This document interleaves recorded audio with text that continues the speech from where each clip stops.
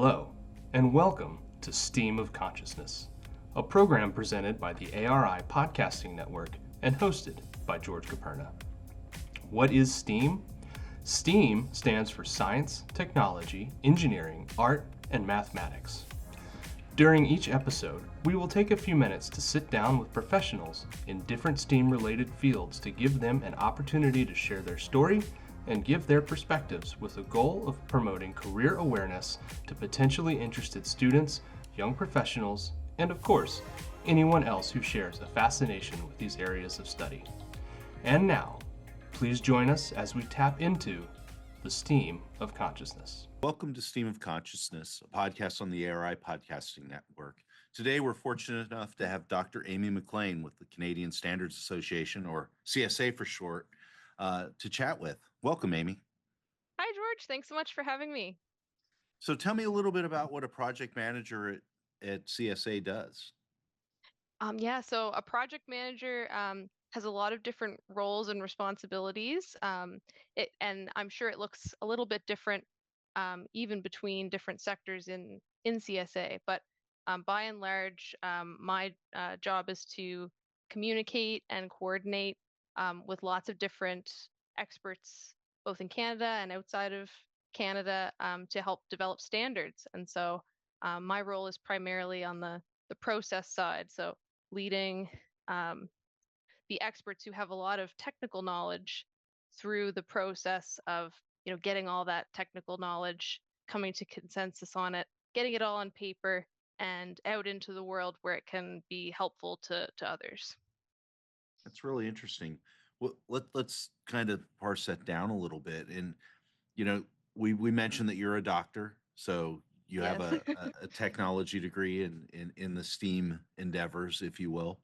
And so how are you leveraging your PhD on a day-to-day basis with these subject matter experts?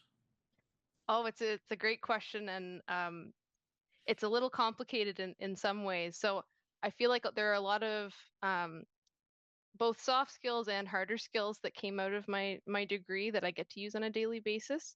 So the communication, coordination, project management aspect of things, those are things that you also learn going through a PhD. So I'm using those skills, all day, every day, pretty much.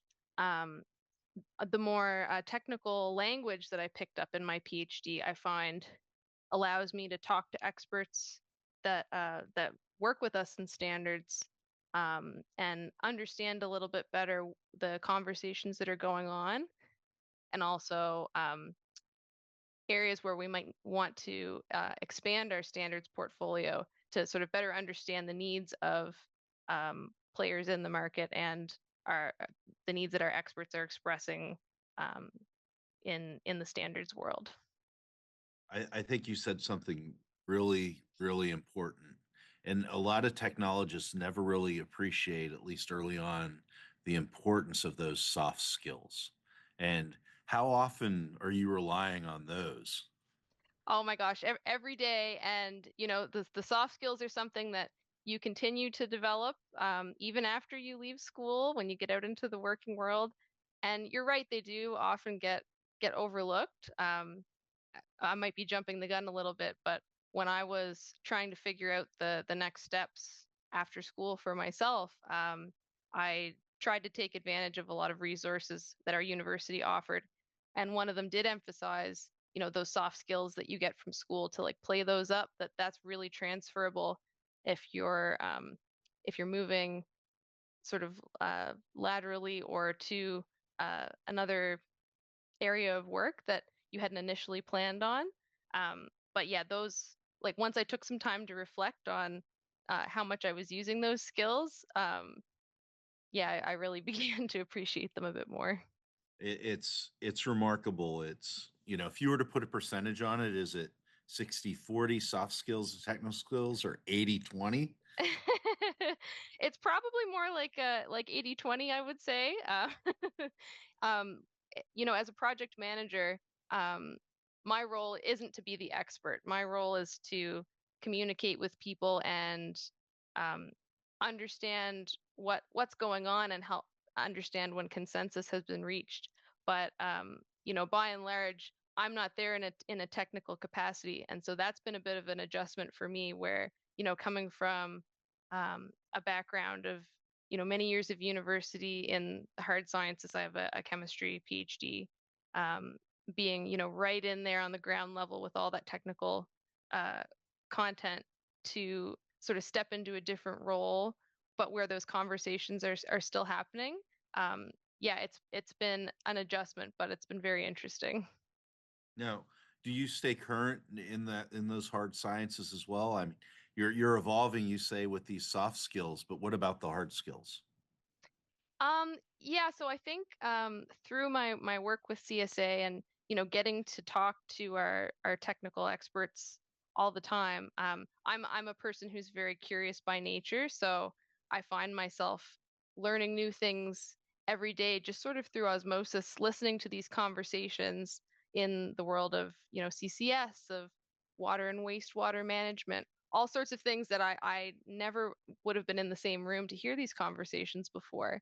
Um, but just by being there and listening and um, I'm starting to pick up some of the lingo and some of the hot topics in those fields. So um, it's definitely keeping me engaged on a technical level as well.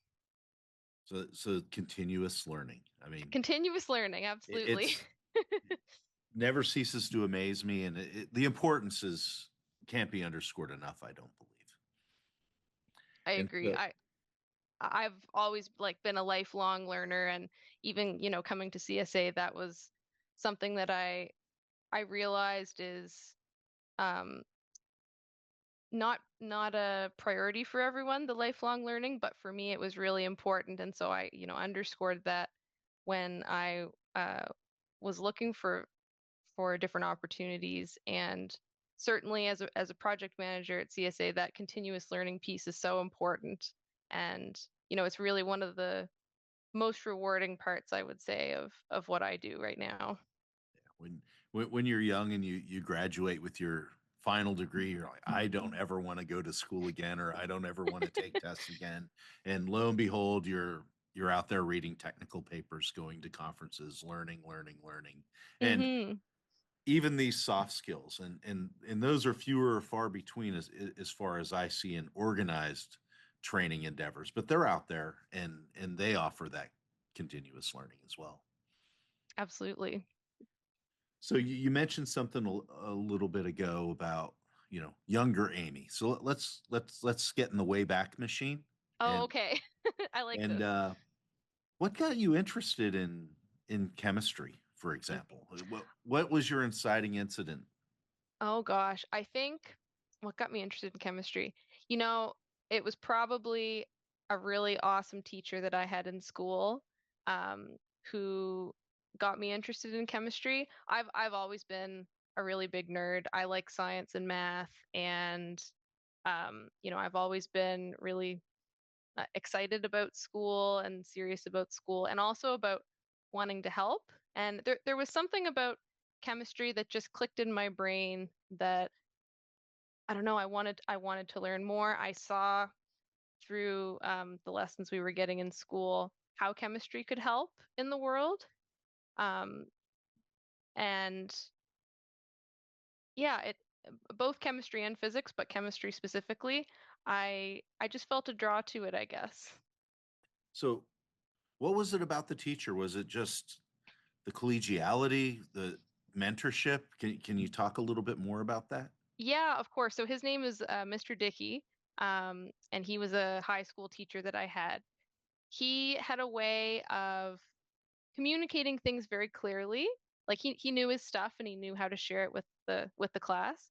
But he was a great communicator. He was really funny. He made science really fun and funny, and he would be busting jokes and writing funny sentences using like chemical formulas and just kind of like dad joke vibes. But that really resonated with me. It allowed me to engage, I guess, with chemistry on a different level. It wasn't just about, the tests and the um, balancing equations and understanding the concepts, which, I also did like that stuff. But yeah, it just made it more fun. Well, it was your gateway, right? And there's many doors that you walk through during your lifetime, at least as far as you work from high school to college to your employment. But what kept you in the room? Was it the more hard geeky stuff, or did you continue to have luckily great professors and teachers? Yeah, I was very fortunate to have a lot of great professors and teachers, both in high school and beyond. And I I I did find myself interested in a lot of different topics, so it was kind of hard to narrow down, um, you know, do I want to do chemistry? Do I want to do physics? Do I want to do math? Like which of these things that I'm really enjoying do I want to follow through on? And sort of in reflection there, I realized that it's kind of the space in between that really interests me. It's that interdisciplinary area between all three that really got me excited, where you can sort of use all these skills on problems that maybe haven't received the same amount of attention as something that falls like squarely in one area versus another. And so as I got into university in my bachelor's degree, um, I found a lot of great professors there who had tons of experience and wisdom to share. Also, great communicators, entertainers in some ways. Like they know that, at the university level, you um, keeping an audience captive is kind of a different challenge because students don't have to be there. They can go, to their residence and they can go to meal hall. Lots of there's a whole level of freedom at university that you don't have at high school necessarily. Um, but the the classes at my university were sort of on the smaller side, which I think allowed us to get to know our professors a little bit more intimately, and they were just fantastic. And so I coming back around a little bit, found myself um, talking to some of these professors that worked in these interdisciplinary areas, and that kind of led me a little more in that direction moving forward. That's awesome. I mean, the degree of mentorship and the degree of interaction that you got is fantastic. And I think there's something to be said, and let's underscore that smaller classes. I mean, we've all been in the basic chemistry class, at least if you're an engineer or a chemist, Chem 1, or 101, or the basic intro chemistry with 300 kids. You know, Hmm. hard Absolutely. hard to And get the one-on-one mentorship there, and even though you may have a lively um, teacher, it's hard. it is. And honestly, I would encourage people to consider smaller universities a little more seriously when um, thinking about the next step after high school. The school that I went to, it wasn't one of the biggest schools in the Maritimes, or um, with the biggest reputation necessarily. Um, but one of the things they were promoting, which I really feel like I benefited from, was the smaller class size and getting to know your professors. Um, you're not just one of 2,000 in a basic intro chemistry class, and that really does affect how you engage with the material and what you learn and who you meet. Who you meet is just as important as what you learn at school. No, absolutely correct. I couldn't agree with you more, Amy. And I think I went to a little bit larger school than you did for my undergrad, and you didn't get into those more intimate classes until you were a late sophomore, early junior. So late second year, early third year, where you start to get the more one-on-one relationships with the professors. Hmm. Yeah, it makes a huge difference.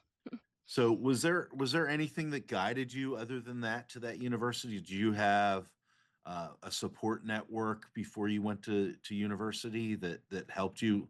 Maybe it was that chemistry professor. Um, oh, thinking back, so I think one of the things that really drew me to that university specifically, so first off, it was close enough to my hometown that I could go back and visit, but also far enough away that I had a little bit of freedom to, become my own person and, try life as a, a solo person. Um, I also was really drawn to the extracurriculars that were offered at the school.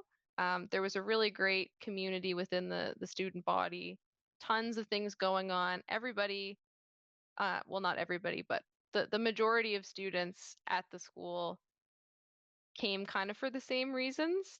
They wanted to get a good education, but they also just wanted to be involved in lots of things. And so that really drew me to the school, and um, I'm pretty happy with my decision now, several years on. Well, somebody once told me, and a little bit in jest, but you know, the first step at university is demonstrating that you can become an adult, meaning you can show up every day to something on time and succeed to a certain degree, relatively speaking. So when employers look at you, they go, "Oh, they've demonstrated that they can show up on time, succeed relatively speaking in this field." And it was meant to be a joke, but there's a little bit of, all jokes ring a little bit of true, No, and it is true. When and the so training wheels come off, there's an opportunity for you to go forward. You might wobble a little bit, but getting a chance to um set your own habits and your own responsibilities and stick to them, like that is a really important thing that you learn from university. It's not all just the knowledge that you pick up and the subject matter. It's the life skills. and as my daughter said, to do her own laundry. So Yes. Also a good skill to have. but chemistry's kind of broad. So you're at university. What was your decision process on the next step? Was how did you migrate from thinking, hey, do I look for employment? Do I go and continue my education? Was there something along those lines? What was your process? Yeah, so when I was getting to the end of my fourth year of undergrad, um, I had a few experiences in chemistry labs at our university, not just as part of courses, but research labs, which was another benefit of a small school to get that opportunity. And I found myself really enjoying working in the labs, really curious about the kinds of questions we were asking, and I was just hungry for more, I guess, is the simplest way to put it. So I didn't really question in myself if I wanted to leave with just a bachelor's degree. I knew that I wanted to go on to continue my studies elsewhere. It was again though that question of, how do I narrow the scope a little bit? I'm interested in so many things, and this is an opportunity to maybe go from a broader field of chemistry as a whole to a more narrow focused subject. How do I do that? And so as part of that process, I visited a few universities. Um, in Canada, some universities will even offer um, funds for you to go and visit and meet with professors, which was a pretty cool opportunity. So I did do that to visit one university out west. Um, I spoke with students in the labs. I spoke with the professors. I got a sense for the campus and what the energy was like there. Um, I would definitely emphasize talking to the students in the labs if people are looking to choose a lab moving forward past undergrad, um, and also to hear their experiences and be humble and consider if my experience goes the same way as theirs, like would I be happy with that? Would I not be happy with that? um yeah, just to listen and be humble to those students experiences.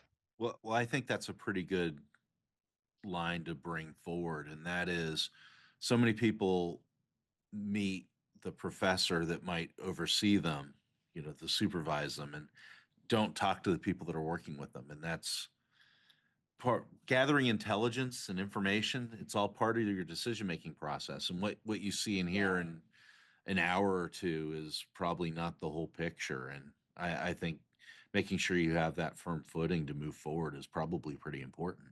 Absolutely. And also keeping in mind, at least in Canada, at grad school, the people in your lab are the people you're spending most of your time with.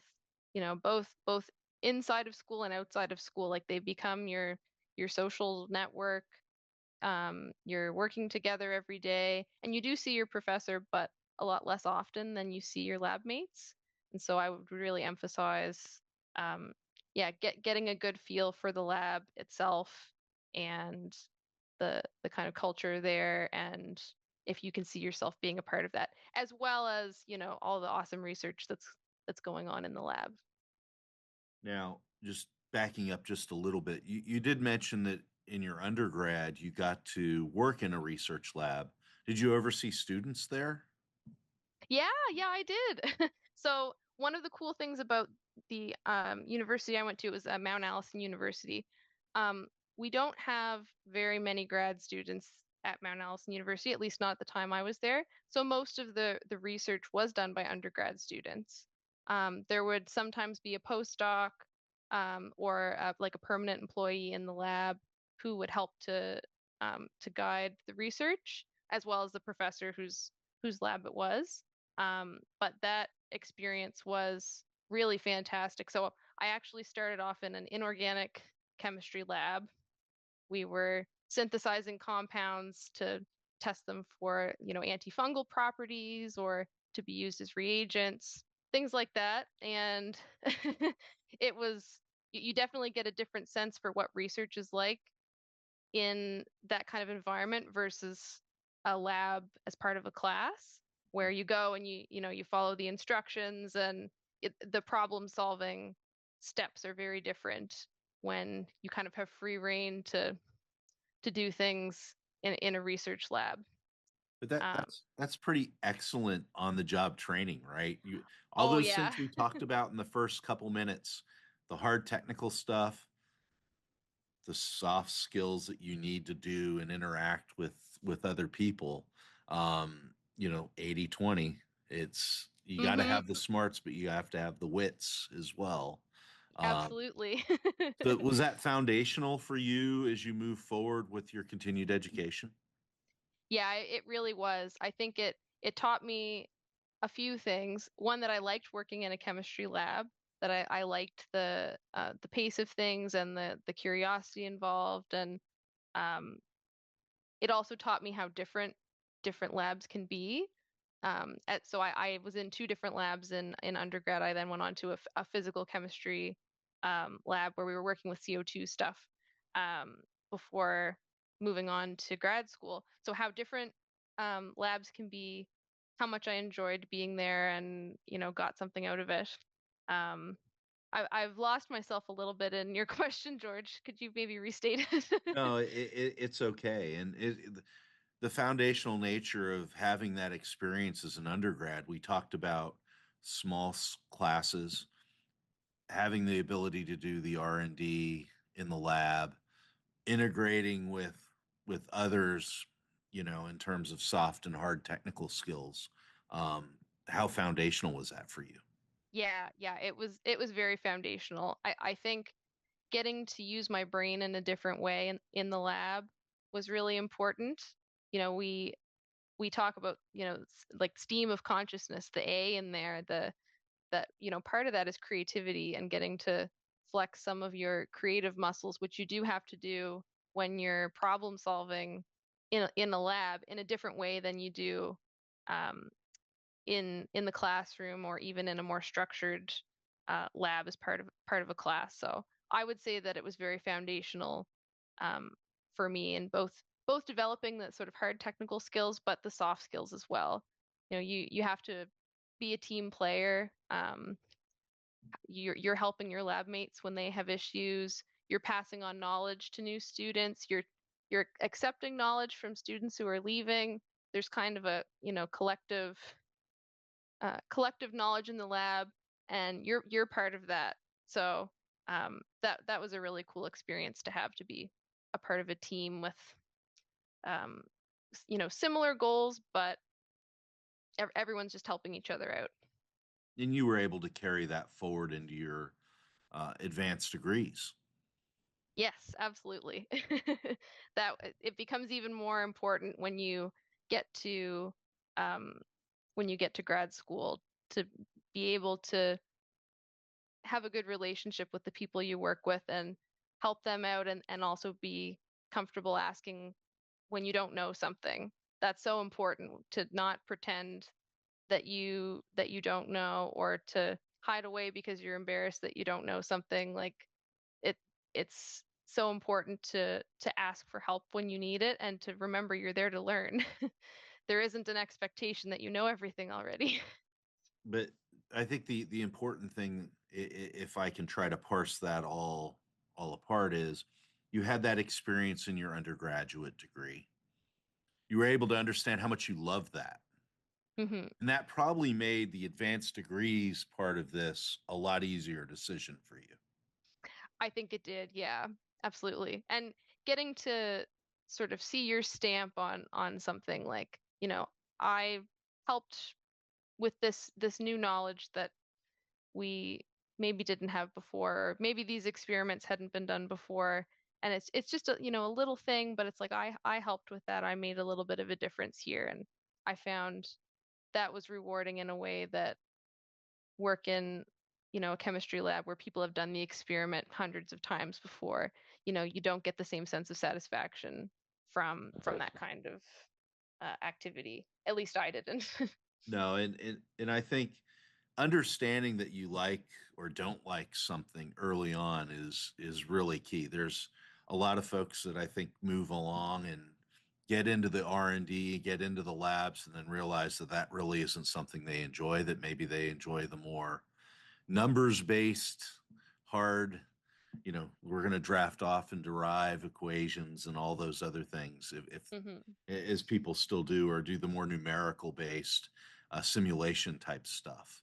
But getting those experiences helps shape your decision making process, and I think that's really the pathway here for you, right? Hmm. um, and so when you're out at your advanced degrees, once you get your master's, are you going, I want my PhD right now? Or did you consider going out to get work? I mean, what was that decision process like? Yeah, actually, so it was a pretty stressful part of my life making that decision. Um, the university I went to, Queen's University, they actually had a program at the time, and I think they still do, where you can start off in a master's and you can upgrade.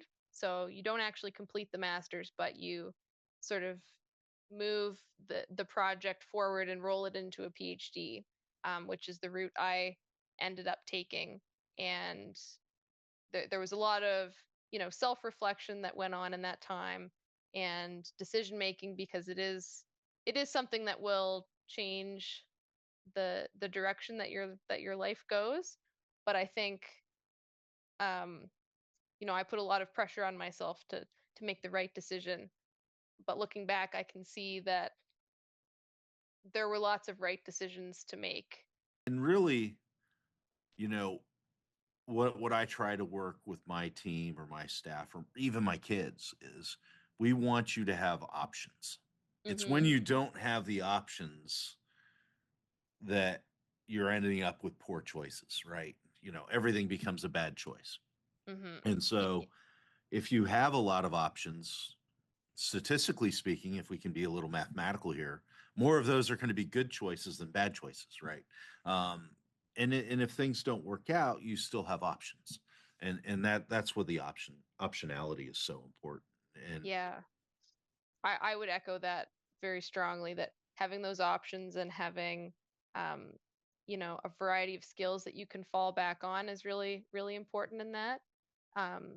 That very question came up quite a lot when I was nearing the end of my degree, in terms of what's next.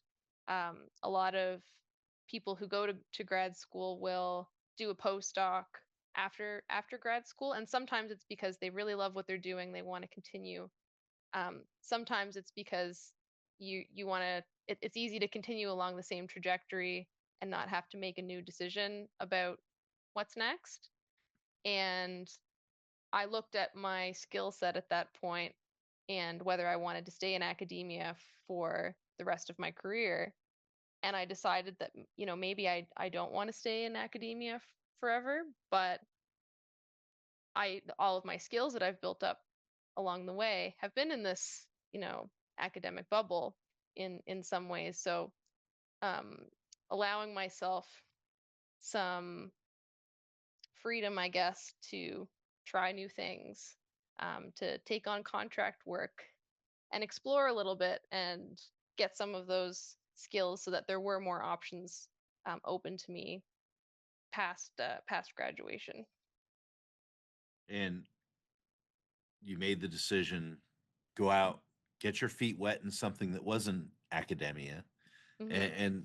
And I think that's probably what's led you to where you are today, right?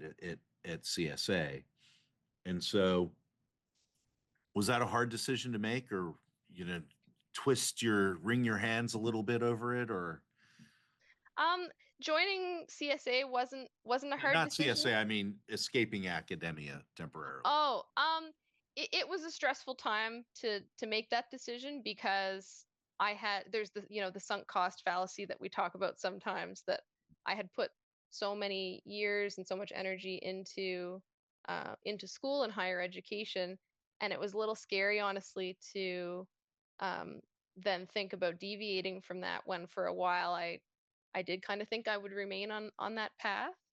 Um, so yeah, there was definitely a lot of self-reflection that went on in that time, and um, a really big part of getting through that was, talking to people from the lab, not only that were still there, but people who had graduated and gone on to do different things outside of academia, just to hear their experiences, what the thought process was like for them. Some of them even had opportunities to offer outside of academia for me. So I know we talk about networking as being something really important in in school and in the job market, and I would echo that as well. That networking is important, but not just um, people who are ahead of you, but also people who are a part of your cohort, to like keep in touch and you know um, ask questions, be vulnerable, learn from each other as much as you can, I guess. I think that's tremendous advice, and maybe good advice to end on for Sure. today. I couldn't agree more, Amy, and I'd like to thank you for your time, but I like to end this with asking one question: Okay. what do you really love about your job? Oh, what do I really love about my job? I really love the coming back to something we talked about earlier, the lifelong learning and the continuous learning. I love getting to talk to experts and learn about new things every day. It just reminds me of, um, the how much is going on in our world. It's easy to get in a little bubble sometimes, but um, it gives me good perspective. And I also love that I feel like we're helping make the world a better place.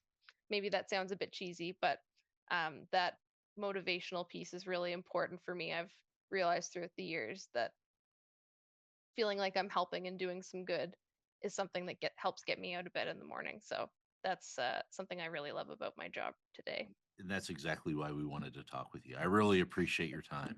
And again, Uh, thanks to Dr. Amy MacLean for taking some time today to chat with us. And this has been a presentation of the ARI Podcasting Network. Thanks so much, George. This has been great.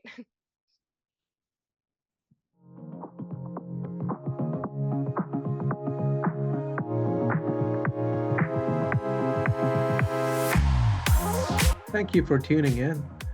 Be sure to listen to new episodes of Stream of Consciousness, available on your preferred podcast listening station.